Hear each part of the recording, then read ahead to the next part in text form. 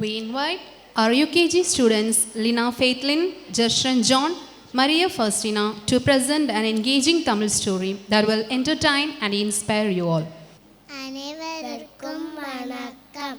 நான் இங்கே நேமேனும் தலைப்பில் ஒரு கதையை கூற வந்துள்ளேன்.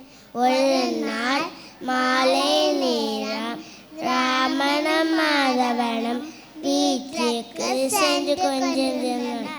அவர்கள் செல்லும் வழியில் பணப்பை ஒன்றை கண்டனர்.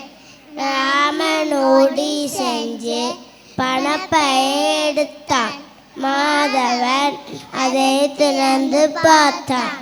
அது 1000 ரூபாய் இருப்பதை கண்டு இருவரும் ஆய் என்று வாயை பிளந்தனர். உடனே ராமன், மாதவா, நாம் இந்த பணத்தில் தின்பண்டங்கள் வாங்கி சாப்பிடலாம் என கேட்டான்.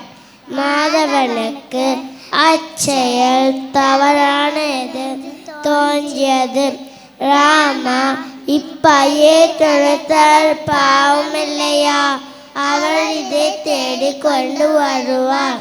நாம் அவரிடம் இப்பையே கொடுத்துவிட்டு வீட்டுக்கு செல்லலாம் என்று கூறினார்.